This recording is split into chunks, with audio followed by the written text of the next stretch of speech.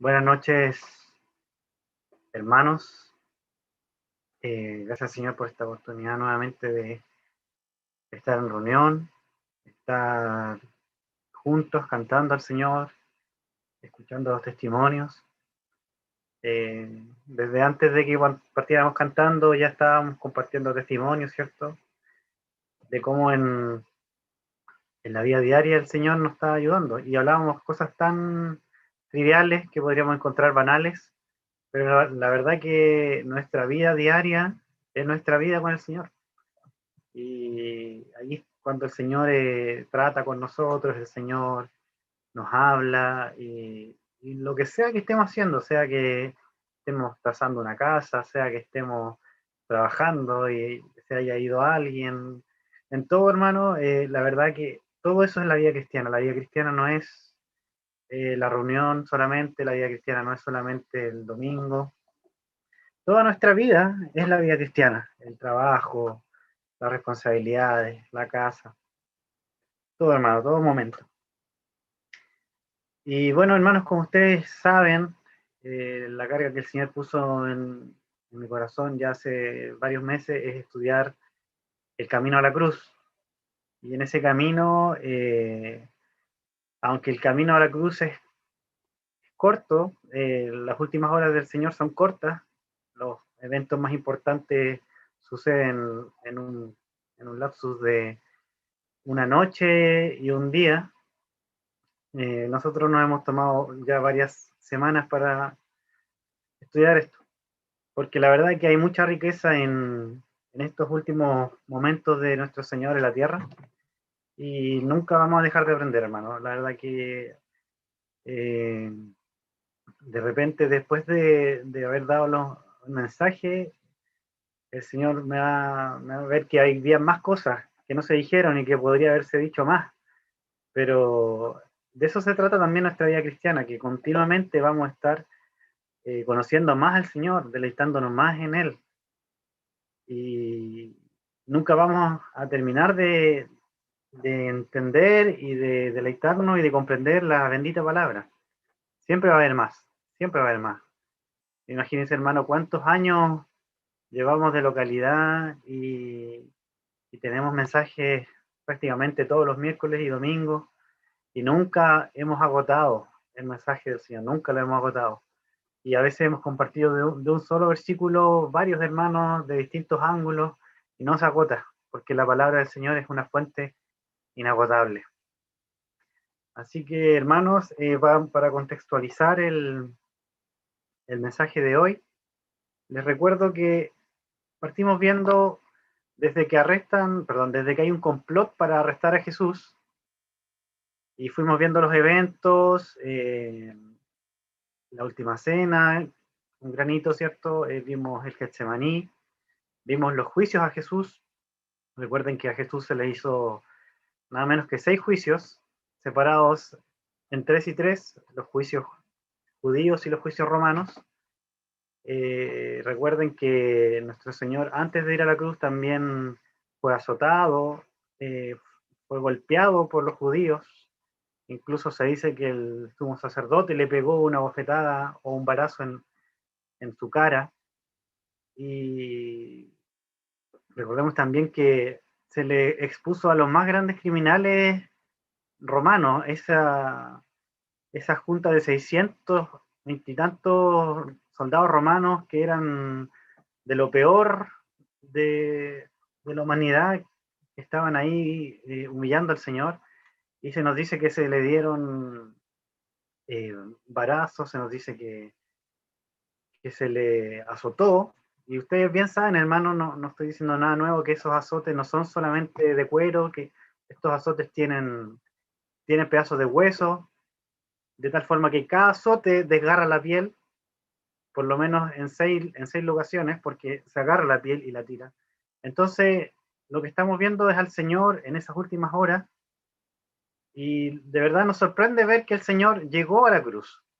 Llegó a la cruz. Eso es increíble porque él ya tenía una carga emocional muy fuerte, lo vemos en el Getsemaní, que no podía levantarse, y después tenía una carga física muy fuerte había sido golpeado, más encima todos los juicios sucedieron de noche, no había dormido en esa noche, y después tiene que llevar su cruz. Es tanto la condición deplorable en la que está el Señor que es necesario que Simón de Sirene le ayude, ¿cierto? A llegar hasta el lugar. Y bueno, llega al lugar, es crucificado, y nos centramos en la ocasión anterior, en las dos primeras frases que dijo el Señor en la cruz. Porque el Señor dice 7 frases en la cruz, 7 palabras, que tradicionalmente son conocidas como las 7 palabras de la cruz. Y les voy a compartir pantalla, hermano, para que sea un poco más gráfico lo que estamos hablando.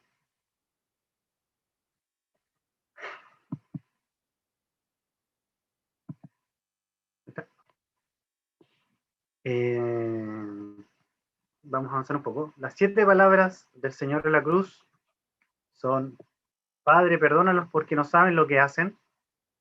La que dice respecto a los romanos que estaban ahí burlándose de él, repartiendo sus ropas. También, te aseguro que hoy estarás conmigo en el paraíso, que es la que le dice al ladrón que muestra señales de arrepentimiento. También dice: mujer, ahí tienes a tu hijo, y hijo, ahí tienes a tu madre, hablándole a María y a Juan, y en este pasaje nos vamos a concentrar hoy. También dice: Dios mío, ¿por qué me has desamparado? A partir de esta frase que acabo de leer en adelante, se hace un cambio. Estas primeras 3 frases del Señor, estas primeras 3 palabras, son referidas a los demás, a que el Padre perdone a los demás, habla con el ladrón a su lado y habla con María y con Juan. Pero de aquí en adelante, desde la 4ª frase en adelante, las palabras tienen que ver consigo mismo. Ya no se centran en los demás, sino que se centran en sí mismo. Entonces aquí él dice: Dios mío, ¿por qué me has desamparado? Después dice: tengo sed. Después dice: está consumado, o como que dice: todo está cumplido. Y después dice: Padre, en tus manos encomiendo mi espíritu. Esta tabla que ustedes ven aquí, yo la saqué de Wikipedia. La verdad que en Wikipedia se pueden encontrar cosas buenas, hay que saber leer, retener y desechar, pero se encuentran cosas prácticas como esto. Y bueno, tradicionalmente se le ha dado a cada una de estas frases del Señor un título. Por ejemplo, la primera es la palabra de perdón. La segunda, la palabra de salvación o de seguridad. La tercera es la palabra de afecto o la palabra de amor. Otra cosa que no les dije es que desde este punto en adelante, yo no sé si puedo rayar, pero bueno, el Señor estuvo 6 horas colgado en la cruz. Se nos dice que a las 6 de la mañana fue el juicio con Pilato. Después, a las 9 de la mañana, Jesús es crucificado. Se nos dice que a las 12 de la mañana, o sea, al mediodía, el cielo se oscurece y se produce una oscuridad total. Y esto sucede en este punto, desde aquí en adelante. Y se nos dice que a las 3 de la tarde nuestro Señor entrega su espíritu. Entonces el Señor estuvo 6 horas en el madero. Notemos una cosa más en esta tabla, hermanos, es que la primera frase empieza con la palabra Padre y la última frase termina con la palabra Padre. Siempre estuvo el Padre ahí con Cristo. Si bien es cierto que hubo una separación por causa del pecado, pero el Padre estuvo en el comienzo y estuvo en el final, con el Hijo. Así que, hermanos, esto es para que tengamos el panorama general de las 7 palabras del Señor en la cruz. Y hoy nos vamos a centrar en esta, en la palabra de afecto, o la palabra de amor. Entonces, leamos el pasaje. Ah, no, está aquí arriba. Ya. Esto está en el Evangelio de Juan, 19, del 25 al 27. Leamos el nombre del Señor. Dice: junto a la cruz de Jesús estaban su madre, la hermana de su madre, María, la esposa de Cleofás, y María Magdalena. Cuando Jesús vio a su madre y a su lado al discípulo a quien él amaba, dijo a su madre: Mujer, ahí tienes a tu hijo. Luego dijo al discípulo: Ahí tienes a tu madre. Y desde aquel momento ese discípulo la recibió en su casa. Entonces, ¿qué vemos, hermanos? En medio de la crucifixión del Señor, se nos dice que había gente cerca de Jesús, junto a la cruz, se nos dice aquí. Y esto es, no, esto es especial porque se nos dice que cuando fue el arresto de Jesús, todos huyeron. Todos huyeron. Los discípulos huyeron. Pedro, Juan, Pedro, Juan, Mateo y todos los demás huyeron del Señor. Porque estaba escrito: heriré al pastor y las ovejas serán dispersadas. Y eso sucedió, todos se dispersaron. Pero de todas formas vemos que junto a la cruz habían algunas personas. Vemos principalmente a mujeres. Y los 4 evangelios, hermanos, si ustedes revisan el relato de la crucifixión, los 4 evangelios señalan esto, que habían mujeres ahí cerca de la cruz mirando lo que sucedía. De hecho, lo tengo por aquí. Este es el pasaje que acabamos de leer, que dice que junto a la cruz estaban estas mujeres. Mateo 27 también nos dice que estaban allí mirando de lejos muchas mujeres que habían seguido a Jesús desde Galilea para servirle. O sea, no solamente estaban las que se nombran aquí en Juan, sino que habían muchas mujeres. Entre ellas se encontraba María Magdalena, María la madre de Jacobo y José, la madre de los hijos de Zebedeo. Marcos 15 también nos dice lo mismo. Algunas mujeres miraban desde lejos, entre ellas están las Marías y Salomé. Lucas nos dice lo mismo. Las mujeres que habían acompañado a Jesús desde Galilea siguieron a José para ver el sepulcro y cómo colocaban el cuerpo. Esto ya es después de la muerte de Jesús, pero los 4 evangelios están de acuerdo en decirnos que las mujeres estaban allí. Y qué tremendo, hermano, que el evangelio, pensamos siempre en los predicadores, ¿cierto? En los varones que sirven, pero en la hora de la verdad, los que estuvieron ahí eran las mujeres. Y gracias, Señor, por estas mujeres fieles que pudieron de cierta forma acompañar a Jesús y estar ahí. Pero también vemos que hay un hombre, y ese hombre es Juan. Juan se había ido, había huido junto a los demás discípulos, pero aquí vemos que Juan volvió al lugar de la cruz y estaba ahí junto a la cruz. Si le preguntáramos a cada uno de ellos qué era la cruz en ese momento, probablemente tendríamos una respuesta diferente en cada persona. Para ellos, sin duda era algo fuerte, algo tremendo. Para Juan, que era el discípulo amado, por si acaso, cuando habla del discípulo amado en el Evangelio de Juan, se refiere al mismo Juan. Es que no tienen esa claridad. Él es el mismo que escribió el Evangelio y él al final dice que él es el que está escribiendo. Entonces Juan es el discípulo amado. Y está María. Prácticamente podemos decir que son las personas más cercanas de Jesús, su mejor amigo y su madre. Y ellos estaban ahí viendo a su amigo y a su hijo morir en la cruz. María, centrémonos ahora un poco en María, que estaba ahí junto a la cruz. Vamos a ver, tengo una lámina aquí. María, se nos dice en el Evangelio, que ella cuando recibió la visitación del ángel, ella lo primero que dijo: he aquí la esclava del Señor, hágase en mí según tu palabra. Y Dios encontró en María una mujer rendida, una mujer completamente rendida. Y María fue elegida por Dios para ser madre de Jesús.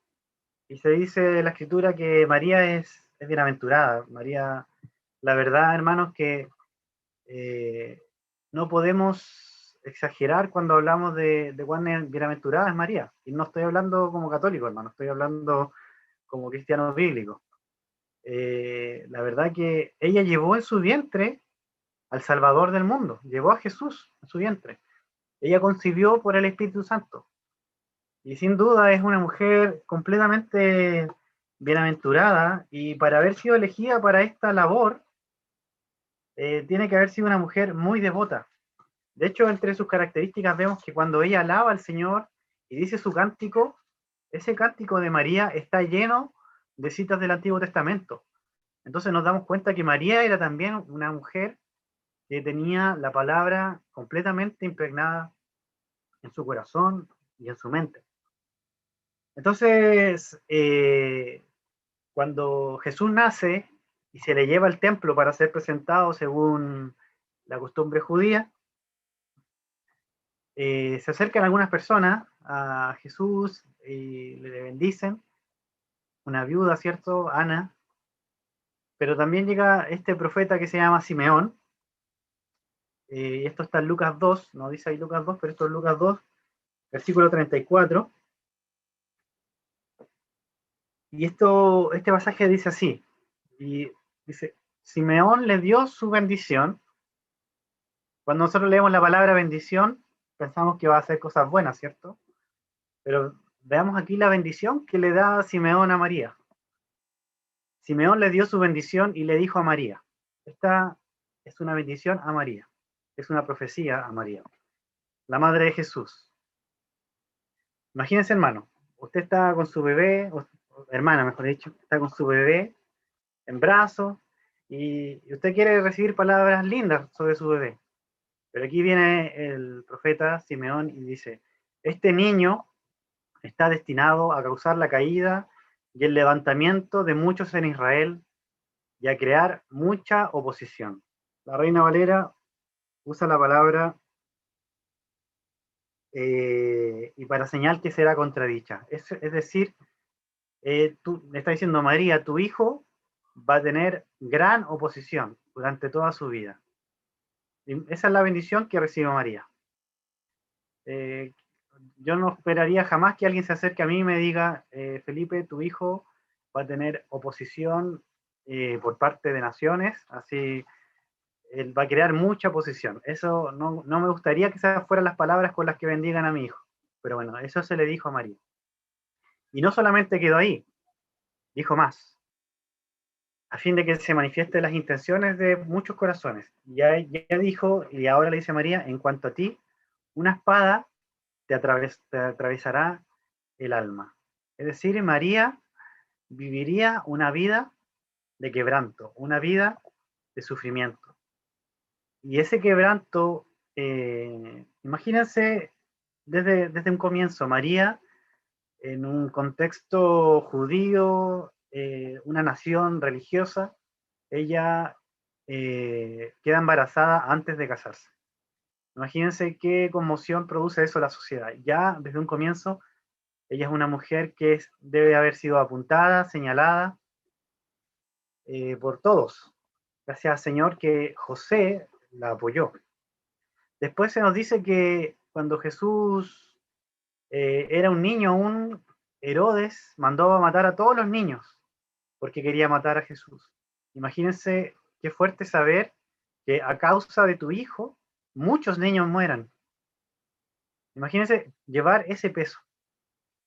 Después vemos que, por ejemplo, en el mismo capítulo de Lucas, que cuando el niño está en el templo, Jesús se queda en el templo a los 12 años y ella se angustia porque no está con el hijo, porque ve que no está.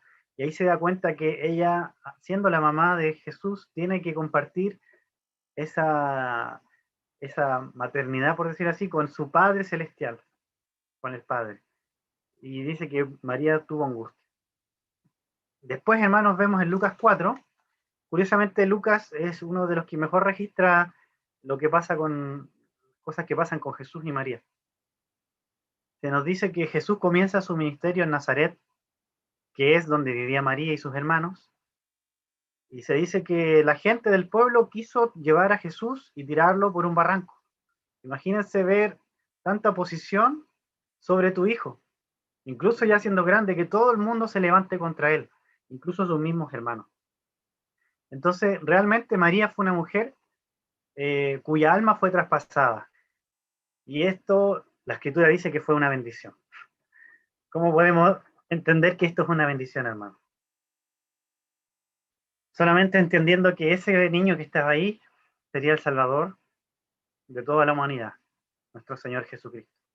Entonces, finalmente llegamos a esta última ocasión en que María está a los pies de Jesús junto a la cruz, y ahí vemos que definitivamente esa espada está traspasando su alma, viendo a su hijo siendo realmente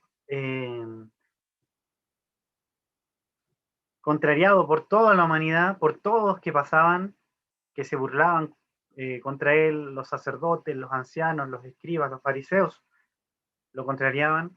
Ella vio claramente el cumplimiento de la profecía de Simeón sobre su vida y vio que esa espada estaba traspasando su alma. Entonces, esto es lo primero que vemos en esta situación. Vemos a María, en quien se cumplen las palabras de Simeón, tanto en Jesús como en María. Tengamos esto presente porque nos permite tener una imagen de lo que estamos observando, de la situación. Jesús, siendo el hijo mayor de María, está dejando la tierra. Jesús está, de cierta forma, abandonando a su madre. Y Jesús estaba cumpliendo el plan de redención universal señalado desde antes de la fundación del mundo. Pero en ese momento también en el corazón de Jesús estaba su mamá, estaba su madre. Tengamos eso en mente, hermano. Entonces Jesús, ¿qué está haciendo al realizar, al decir esta frase que leímos? María, o sea, mujer, aquí está tu hijo, Juan, aquí está tu madre. ¿Qué vemos? Vemos que Jesús hasta el final está cumpliendo la ley que dice honra a tu padre y a tu madre. No hay un momento en la vida de nadie, de ninguno de nosotros, en que este mandamiento deje de ser válido. Este mandamiento no deja de ser válido cuando dejamos nuestra casa, no deja de ser válido cuando cumplimos 18 años. Este es un mandamiento que nos va a seguir todos los días de nuestra vida. Honrar a nuestros padres y a nuestras madres. Y esto es un mensaje transversal, obviamente va para los hijos, para los que son pequeños, para los niños, va para los jóvenes, va para los que somos ya un poco más grandes y también va para los que ya tienen a sus padres ya en avanzada edad. Honrar a nuestros padres, honrar a nuestra madre. Y vemos que Jesús lo hizo hasta el fin de su vida. Lo hizo perfectamente hasta el fin de su vida, teniendo preocupación por su madre en medio del momento más crucial. Honra a tu padre y a tu madre. Sigamos viendo qué es lo que sucede qué más envuelve esta tercera frase de Jesús en la cruz. ¿Y qué lecciones podemos sacar de esto? Vemos que Jesús no descuida su casa. Y cuando hablo su casa, me refiero a su casa natural. Y realmente esto también es el espíritu del Nuevo Testamento, es el espíritu de lo que vemos en la Escritura. Aunque alguien esté cumpliendo un ministerio importante, aunque alguien esté haciendo cosas grandes para el Señor, no puede descuidar su casa. No puede descuidar su casa. Porque nuestro Señor nos demostró con el ejemplo que incluso cuando Él estaba siendo entregado como el Cordero de Dios, Él no descuidó su casa. Él no olvidó a su mamá. Él no olvidó a su madre María. María, no lo he dicho, pero me imagino que todos lo saben, en este punto era viuda. José ya había muerto. No se menciona nada de José durante el ministerio de Jesús. Entonces entendemos que entre los 12 y los 30 años de Jesús, en algún momento, María quedó viuda. Y Jesús, siendo su hijo, él tenía responsabilidad sobre su madre.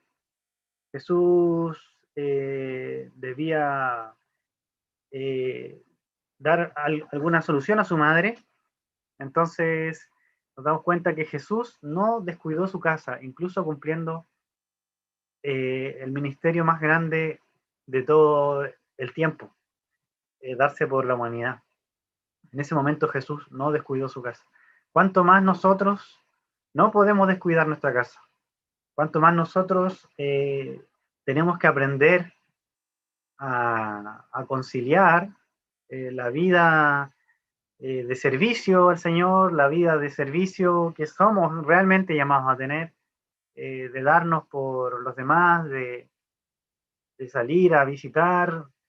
Qué importante, hermanos, es tener esta claridad, hermanos, que el ser llamados a servir no nos exime de nuestras responsabilidades en la casa. Como dice aquí, los deberes espirituales no nos liberan de las responsabilidades naturales. Y aquí puse una cita que está en 1 de Timoteo 5, y este es un pasaje que vamos a leer también, un capítulo que vamos a repetir después.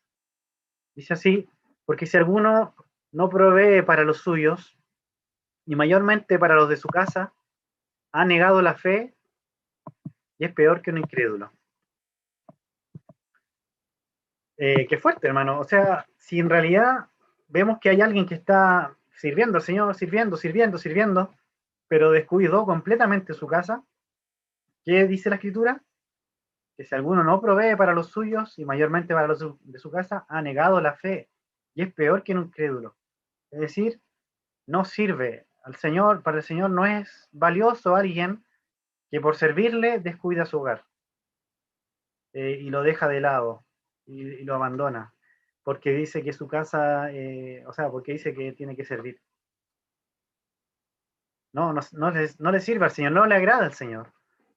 Si alguien no provee para su casa, es peor que un incrédulo. Peor que un incrédulo, hermano. O sea, si un incrédulo es algo malo, peor que un incrédulo es descuidar la casa.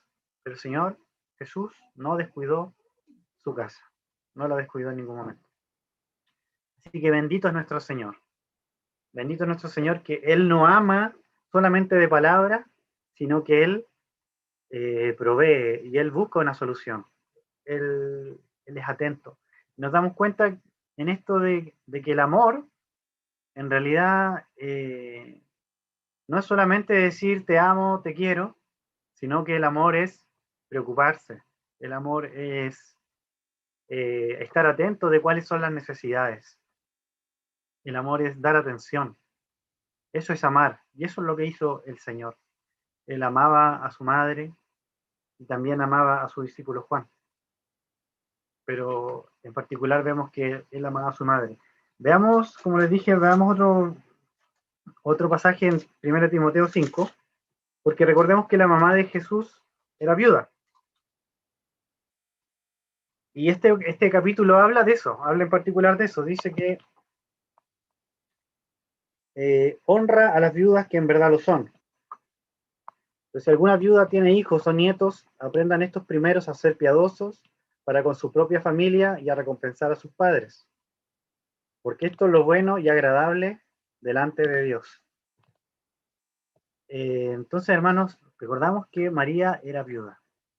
Y en ese momento tenía un hijo, tal como dice aquí, y la escritura dice que el hijo tiene que preocuparse. Si la viuda tiene hijo, entonces el hijo tiene que preocuparse de la viuda. Pero en este momento el hijo estaba dejando la tierra. Y como nuestro Señor Jesús es fiel a su palabra, incluso antes de que esto que está en Timoteo haya sido escrito, él tuvo la precaución de que se cumpliera lo que estaba escrito aquí, de que esa viuda iba a quedar sola, tuviera una compañía. Y esto nos habla también, hermanos, de nuestro cuidado que debemos tener, y la verdad que a mí me hace mucho sentido lo personal. Ustedes saben que acá en nuestra casa vive mi abuelita, ella tiene 98 años, y la verdad que ella a su edad ya tiene muchos problemas propios de la vejez, Y no son problemas físicos, son problemas más bien relacionados a la demencia senil. Entonces, hay días, y la verdad que ahora ya es prácticamente todos los días, ella no tiene idea quiénes somos nosotros. No tiene idea que yo soy su nieto y me dice, ¿y tú vienes para acá todos los días? Así, y me ve de repente lavando la loza y dice, ay, ¿tú trabajas acá? Y no tiene idea quién soy yo. Eh, yo no sé si ella siempre tiene claridad de que mi papá es su hijo, de que mi mamá es su nuera. Y también pasa mucho que ella tiene una memoria a corto plazo que olvida muy rápidamente. Entonces, ella puede venir a uno y le dice, ¿y qué hora es? Son las 9. Pasa un minuto. ¿Y qué hora es? Son las 9. ¿Y hay que acostarse ya? Sí, hay que acostarse. ¿Y hay que acostarse ya? Y así, una y otra vez. Y la verdad que puede ser muy agotador. Y la verdad que en nuestra casa, mi mamá, mi papá, han tenido que experimentar eso, que realmente estar con un adulto mayor que no está en su mente totalmente bien es muy agotador. Y también nuestra hermana Luisa, que nos ayuda, lo sabe perfectamente, que cansa mucho. Pero el Señor nos está diciendo en su palabra que, porque mi abuela es viuda, sabemos que es viuda, mi abuelo murió el año 91, si no me equivoco. Nos está diciendo que debemos honrar a nuestros abuelos, o sea, a nuestros padres. Y eso es también extensivo a los padres de nuestros padres. Y dice que si tiene hijos o nietos, o sea, me llega a mí también. No es solo mi mamá que tiene que estar ahí eh, acompañándola, también soy yo, porque aquí la escritura dice claramente que tiene hijos o nietos. Aprendan estos primero a ser piadosos. Y mi hermano, esa palabra piedad es la palabra que también entendemos por ser la verdadera religión. O sea, yo quiero ser realmente cristiano, quiero ser realmente piadoso, que es lo que nos invita la escritura a hacer. Entonces, ¿qué tengo que hacer? Cuidar a mi abuela, así de simple. O sea, tengo que ser atento con mi abuela. Y esa es nuestra primera, hermano, nuestra primera religión. Cuidar a nuestros padres, cuidar a nuestros abuelos. Es así de simple, hermano. A veces queremos grandes ministerios, queremos, y no está mal. El Señor nos llamó a ganar la tierra para Cristo, así que no está mal ir y ganar al mundo y servir a los pobres y visitar. Está perfecto. Pero, hermano, ¿cómo estamos en casa? ¿Estamos honrando a nuestros padres? ¿Estamos siendo como nuestro Señor Jesús, que aún estando Él en la cruz, estaba siendo atento con su madre? Sin duda nuestro Señor es el ejemplo definitivo. Realmente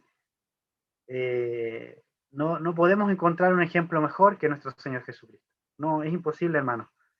Incluso estando en la cruz, incluso estando en el estado que estaba, Él tuvo el cuidado de dejar a su madre en las mejores manos, porque Él sabía que Juan eran las mejores manos para su madre. Y hermano, y nos damos cuenta de algo curioso, que en el libro de Hechos, Juan se queda en Jerusalén. Y Juan, se nos dice en este pasaje que leímos que desde ese día Juan recibió a María en su casa. Y Juan se quedó en Jerusalén, y se quedó en Jerusalén, y se quedó en Jerusalén. Y después de algunos años, recién, él se va de Jerusalén. ¿Por qué? Probablemente porque él estaba cuidando de María. Es muy probablemente que esa haya sido la causa que lo retuvo en Jerusalén. O sea, siendo un apóstol, él que podía haberse ido a cualquier parte a administrar, a ganar al mundo, él tuvo que cumplir esa responsabilidad, estar con María. Porque el Señor le dio esa tarea. Y si esa tarea le dio al Señor, él la cumplió. Qué práctico, hermano, qué sencillo, pero qué profundo. Y qué valioso ver que incluso el apóstol Juan fue fiel en esta sencilla tarea. En esta sencilla tarea. Jesús no descuida su casa. Y de la misma forma nos llama a nosotros a no descuidar nuestra casa. Y bueno, pensemos ahora en Juan. dijimos que para María esa cruz era un lugar en el que su alma estaba siendo traspasada. Seguramente también para Juan. Pero esta cruz también era para Juan un lugar donde a él se le dio una responsabilidad. Y esa responsabilidad, es lo que decíamos recién, era recibir a María como su misma madre, recibirla. Y él la recibió en su casa. Él la adoptó como su propia madre, de la misma forma que María lo adoptó él como su propio hijo. Y Juan fue fiel en esta tarea. Juan, el discípulo amado del que leemos cosas tan hermosas, él fue fiel en esta tarea de recibir a María en su casa y entendemos que fue así hasta que María partió. Fue así, porque Juan fue fiel al Señor. Entonces, de cierta forma vemos aquí que Jesús le pide a Juan que cumpla la misma responsabilidad que él tenía. Qué gran petición le hace. De cierta forma es la petición que el Señor nos pide a todos los cristianos, que nosotros cumplamos el rol que Él tenía en la tierra. Dice la Escritura que nosotros haremos cosas incluso mayores que la que Él hizo. En realidad estamos haciendo la misma obra que Él hizo, pero mediante el Espíritu Santo. Sin el Espíritu Santo no podríamos hacer absolutamente nada. No, hermano, sería tiempo perdido. Y cuántas veces también hemos perdido el tiempo porque no hemos hecho las cosas en la dirección y en el poder del Espíritu Santo. Pero Juan, esta sencilla tarea de hacer lo que era la tarea de Jesús, él lo pudo hacer sin duda por el Espíritu Santo. ¿Qué más vemos? De cierta forma, hermanos, vemos que aquí Jesús introduce a Juan y a María en una nueva familia, en la iglesia. Aquí no podemos decir oficialmente que la iglesia comenzó. Probablemente es más correcto decir que la iglesia comenzó en Pentecostés. Pero sí vemos que aquí se lanzan los cimientos de lo que son las relaciones de la iglesia. En la iglesia, hermanos, nos recibimos unos a otros como padres, nos recibimos como hijos, nos recibimos como hermanos. Y el Señor nos está diciendo, Felipe, mira a tu lado que está Pablo. Ahí está tu hermano. Y le dice, Pablo, mira a tu lado que está Felipe. Ahí está tu hermano. Y le dice estoy nombrando a los que veo en la cámara solamente, hermano. Le dice a Lalo, Lalo, mira ahí donde está la hermana Aide en su webcam. Ahí tienes a tu madre. Y le dice a la hermana Aide, mira hermana Aide, al Lalo que está ahí. Ahí tienes a tu hijo. Entonces la cruz, hermanos, es el lugar donde se traza el fundamento de la comunión de la iglesia. Donde el Señor nos llama a recibirnos los unos a los otros.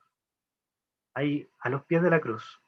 Junto a la cruz es donde ocurre ese milagro, donde somos recibidos los unos a los otros como familia de Dios.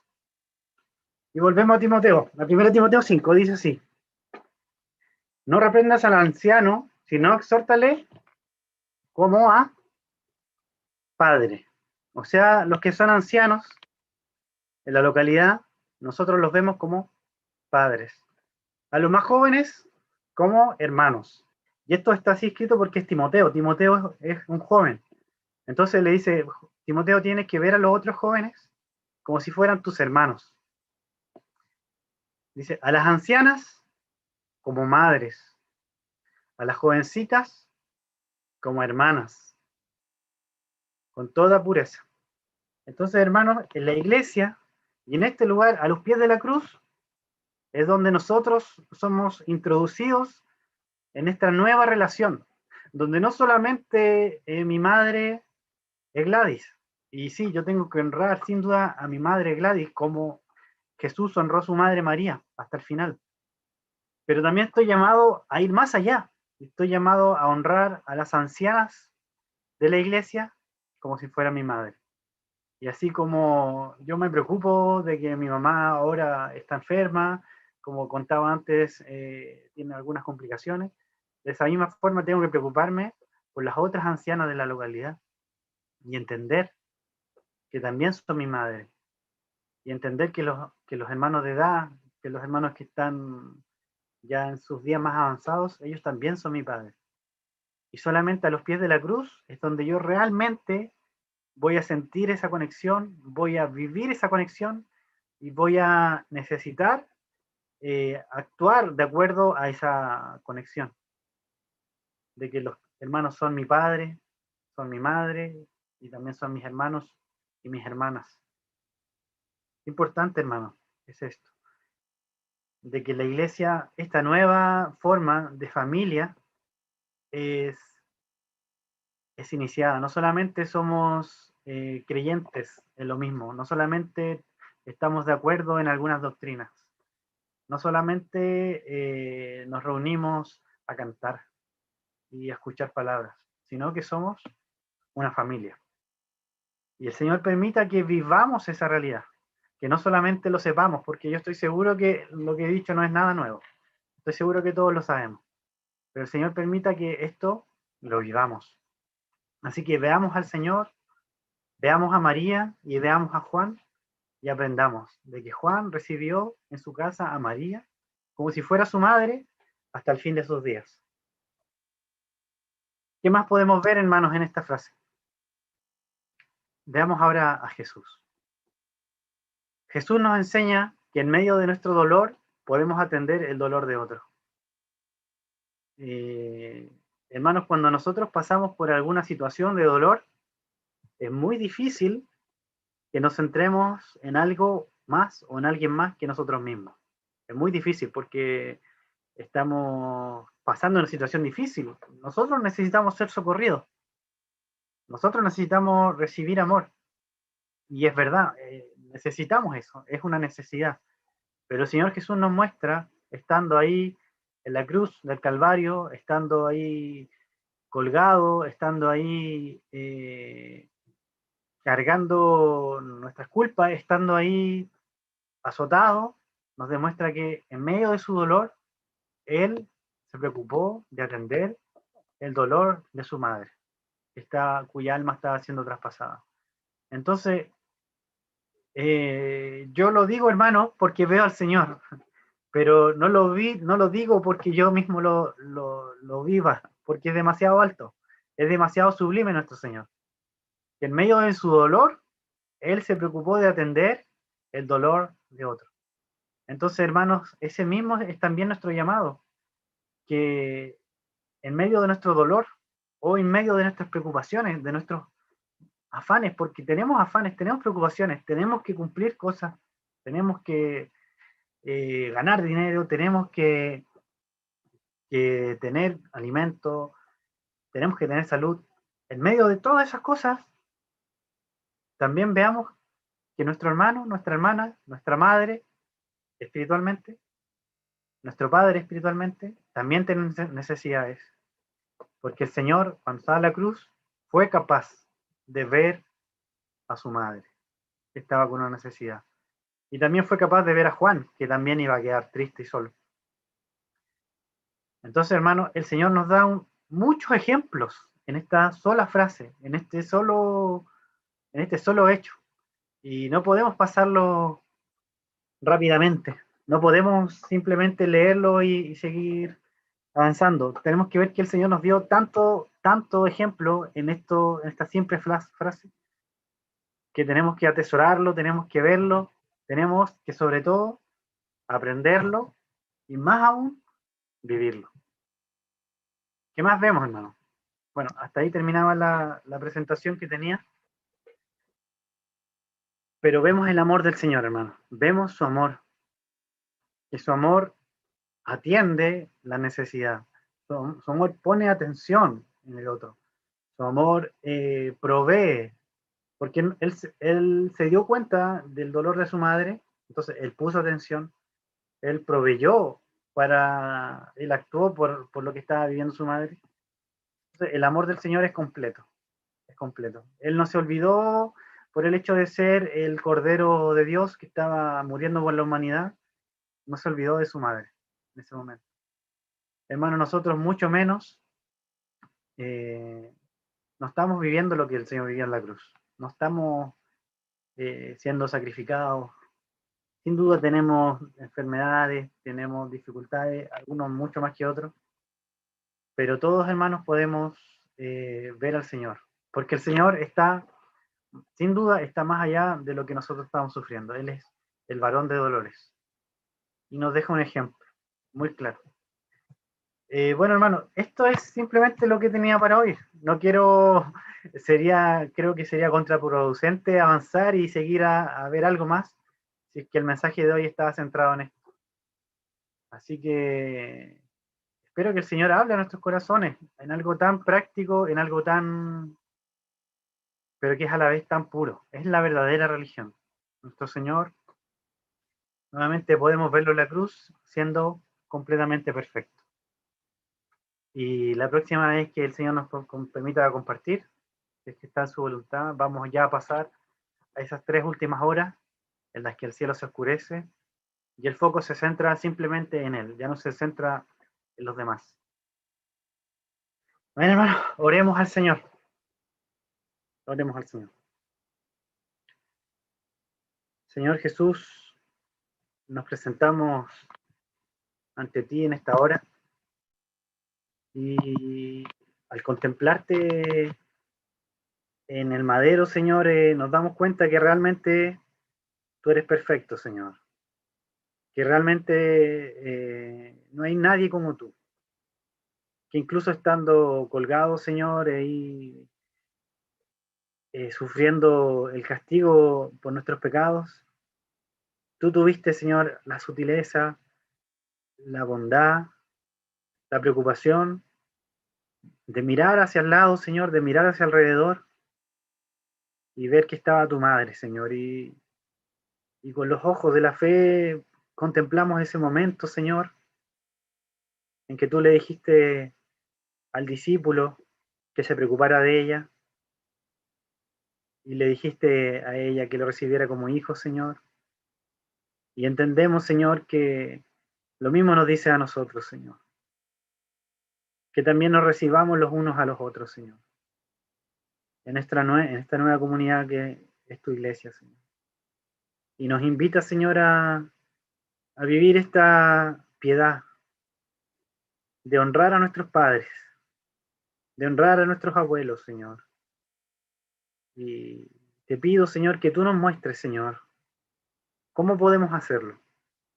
Que tú nos muestres cómo podemos honrar a nuestros padres, Señor. Que tú nos muestres cómo podemos honrar a nuestros abuelos, Señor. Que nos muestres cómo podemos honrar a nuestras viudas de la iglesia, Señor. Señor, enséñanos a los pies de la cruz, Señor, así como estaban María y Juan. A los pies de la cruz queremos estar, Señor, y aprender de ti, a contemplarte, Señor, en ese madero, Señor. Sigue hablando a nuestro corazón, sigue enseñándonos, Señor, quebrántanos y, Señor, corrige lo que está defectuoso, Señor, en nosotros. Oramos en el nombre de Jesús. Amén.